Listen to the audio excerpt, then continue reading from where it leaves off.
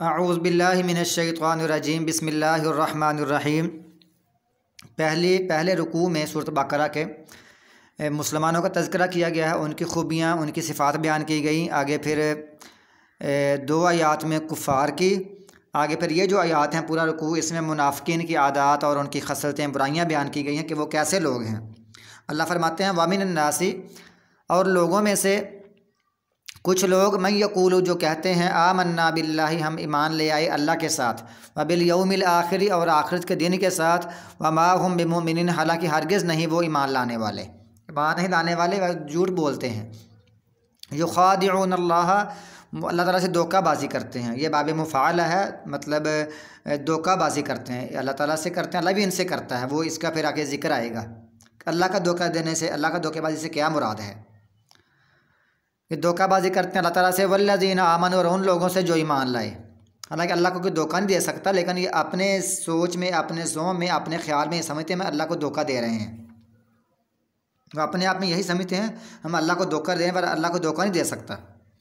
وما یخدعون، اور نہیں وہ دھوکہ دیتے، الا انفسہم، مگر اپنے آپ کو، اپنے جانوں کو دھوکہ دیتے ہیں۔ وما یشعرون، اور وہ سمجھ نہیں رکھتے۔ اصل میں اللہ کے ساتھ یہ دھوکہ بازی کرنا اصل میں اپنے ساتھ ہی کر رہے ہیں۔ اس کے ساتھ جو بندہ دھوکہ بازی کرتا ہے، منافقت کرتا ہے، منافقت کی بے شمار خرابیاں ہوتی ہیں۔ اس سے پھر خرابیاں آتی ہیں، وہ خرابیاں فی قلوبہم مرض، ان کے دلوں میں ایک قسم کی بیماری ہے۔ فزادہم اللہ مرضا، پس اللہ نے بڑھا دیا ان کو بیماری میں۔ وَلَهُمْ عَذَابٌ عَلِيمٌ، اور ان کے لیے دردناک عذاب ہے۔ بِمَا كَانُوا يَكْذِبُونَ، سبب یہ تھا کہ وہ جھوٹ بولتے تھے۔ اب نفاق کی کیا خرابیاں ہیں؟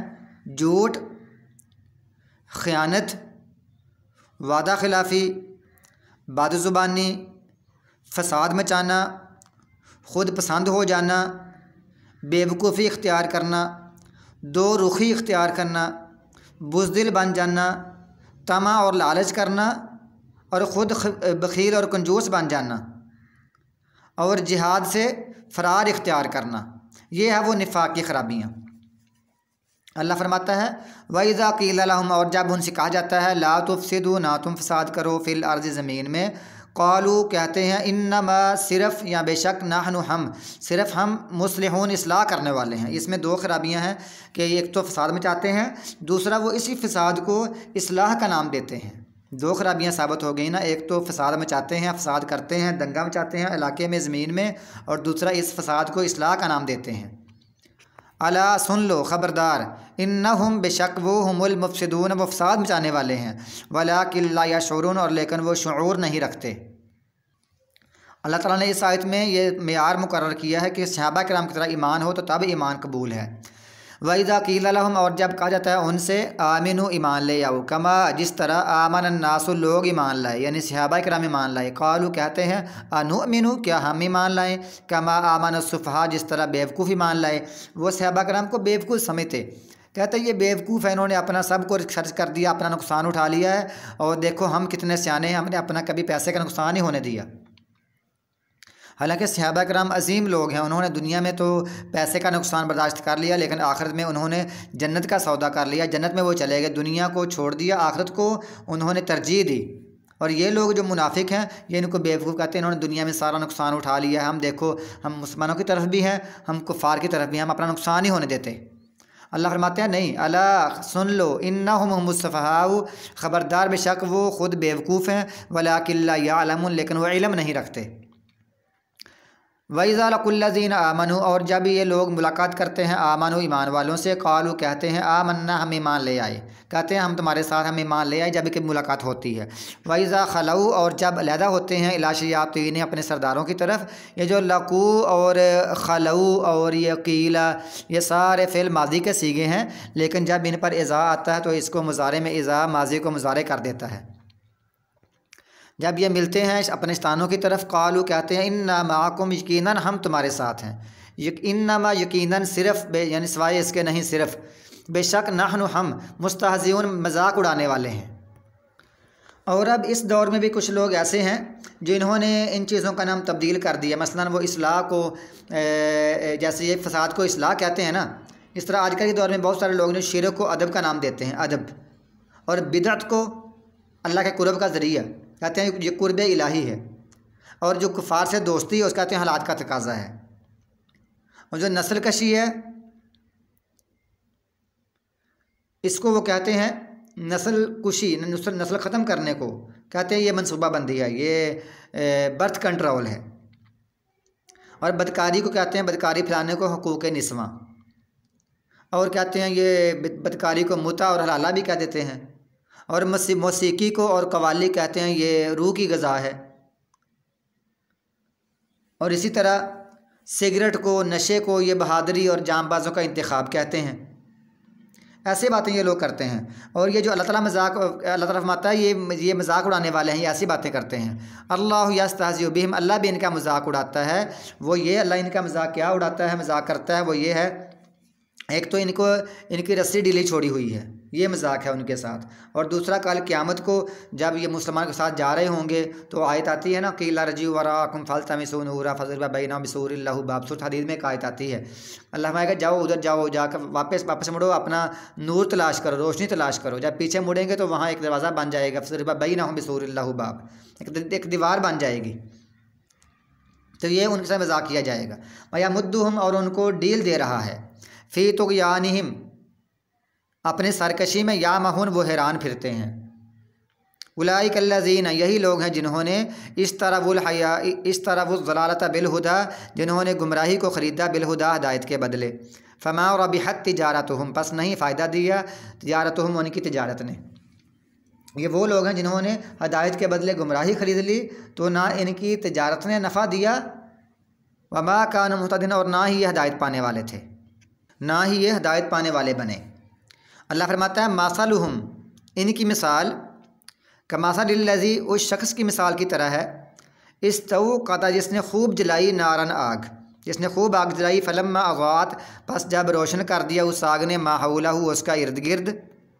ذہب اللہ بنورہم، اللہ ان کے نور کو لے گیا، وترکہم، اور چھوڑ دیا ان کو، فی ظلمات، اندھیروں میں، لا یبصرون، کہ وہ نہیں دیکھتے۔ آئیے اب یہ مثال کیسی ہے کہ ایک بندے نے آگ جلائی، خوب آگ جلائی، اس کا ارد گرد آگ نے روشن کر دیا، یہ ایک مثال ہے، ٹھیک ہے۔ اب جیسے وہ روشنی ہے، بندے کے ارد گرد روشن سارا ہو گیا، اسی طرح انہوں نے ایمان قبول کیا، سورہ منافقون میں آتا ہے، ایمان قبول کیا پھر کفر کیا، تو یہ روشنی ہوگی، ایمان ہو گیا، اور جب آگ بجھ گئی اس بندے کی تو یہ اندھیرا ہو گیا، ان کا یہ کفر ہو گیا، انہوں نے بھی کفر اختیار کر لیا، ایک مثال۔ تو اللہ فرماتا ہے جب ایسا ہوا تو انہوں نے خود یعنی کفر کا پسند کیا، اللہ ان کی روشنی کو لے گیا، ان کو اندھیروں میں چھوڑ دیا، ایمان ان کا دل سے نکل گیا، اندھیروں میں رہ گئے، اب یہ دیکھتے نہیں۔ ایک مثال تو یہ ہے، روشنی سے مراد، آگ سے مراد ایمان ہے، اور اندھیرا جب ہو گیا اس سے مراد کفر ہے، جیسے ایک بندے کے ساتھ ایسا معاملہ ہوا، ایسے ان کے ساتھ بھی یہی معاملہ ہوا۔ اور دوسری اس سے مراد یہ ہے، جو آگ اور روشنی ہے، اس سے مراد یہ ہے کہ انہوں نے اسلام قبول کیا، رشتہ ناطے کیے مسلمانوں کے ساتھ، ان کو مال غنیمت بھی ملتا، ان کو وراثت ملتی، تو یہ ان کی روشنی ہے۔ اور جب اندھیرا ہوا پھر انہوں نے کفر قبول کر لیا تو پھر اندھیرا ہوا دنیا میں، یہ آخرت میں پھر یہ ان کے قبر کا عذاب اور جہنم کا عذاب، ان المنافقین فی الدرک الاسفل من النار، یہ منافقین جہنم کے سب سے نچلے گڑھے میں ہوں گے، یہ ان کے ساتھ ہے، یہ جو ان سے اندھیرا ہوا ہے، وہ دیکھتے نہیں۔ صم بکم عمی فہم لا یرجعون، بہرے ہیں، گونگے ہیں، اندھے ہیں، بس وہ نہیں لوٹتے، یعنی یہ دین کے لحاظ سے بہرے، گونگے اور اندھے ہو گئے، ویسے یہ ٹھیک ہیں، لیکن دین سمجھنا، دین قبول کرنا، دین پڑھنا، دین کی محفلوں میں بیٹھنا، اور دل جان سے قبول کرنا، اس پر عمل کرنا، یہ اس حساب سے یہ بہرے، گونگے، اندھے ہیں، بس وہ نہیں لوٹتے۔ ایک تو ان کی مثال یہ ہو گئی۔ یہاں ایک اور گروہ ہے منافقوں کا، وہ ان سے ایک الگ گروہ ہے، ان کی مثال کیا ہے، او کصیب من السماء، یا بارش کی طرح، من السماء، جو آسمان سے ہو، آسمان سے اترنے والے بارش کی طرح، فیہ ظلمات، اس میں اندھیرے ہیں، ورعد، اور گرج ہے، وبرق، اور چمک ہے، جس میں کئی اندھیرے ہیں اور گرج ہے اور چمک ہے۔ یجعلون، وہ ڈال لیتے ہیں، اصابع، اپنے انگلیاں، فی آذانہم، اپنے کانوں میں، من الصواعق، کڑکنے والی بجلیوں کی وجہ سے، حذر الموت، موت کے ڈر کی وجہ سے، موت کے ڈر سے کڑکنے والی بجلیوں کی وجہ سے وہ اپنی انگلیاں اپنے کانوں میں لے لیتے ہیں۔ اب اس آیت سے کیا مراد ہے؟ سیب سے مراد، بارش سے مراد اسلام ہے، اسلام اوپر سے آیا، بارش مطلب بطور رحمت۔ فیہ ظلمات، اس میں کئی اندھیرے ہیں، ورعد اور گرج ہے۔ اندھیرے اور گرج یہ ہے اسلام پر اسلام کی سختیاں اور تکلیفیں، مصیبتیں جو اس پر عمل کرنے کے لیے تکلیفیں اور مصیبتیں آتی ہیں، کبھی یعنی لڑنا پڑتا ہے، کبھی ڈٹنا پڑتا ہے، اور کبھی اذانوں کے وقت اٹھنا پڑتا ہے، کبھی سردیوں میں اور گرمیوں میں نماز کے لیے اٹھنا پڑتا ہے، یہ ساری اس میں تکلیفیں اور مصیبتیں ہیں۔ اچھا، و برکن اور کامیابیاں،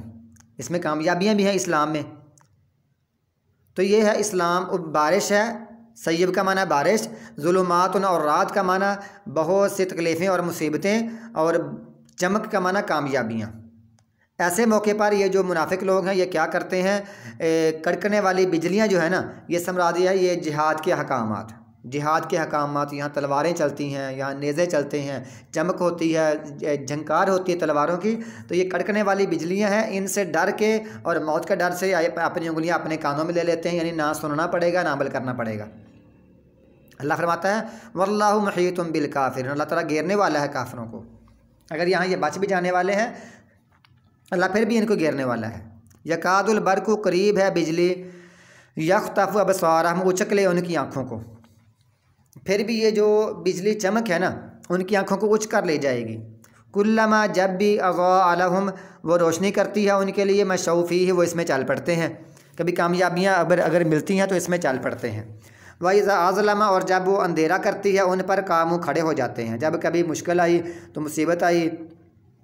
کامیابی نہ مل سکیں تو پتہ ہوا اللہ کی راہ میں دینا پڑتا ہے، تو وہ ٹھہر کہتے ہیں ہم نہیں کرتے کرتے۔ وَلَوْ شَاءَ اللَّهُ، اور اگر اللہ تعالیٰ چاہے، لَذَهَبَ بِسَمْعِهِمْ، البتہ لے جائے ان کے کانوں کو، وَأَبْصَارِهِمْ، اور ان کی آنکھوں کو، ان کی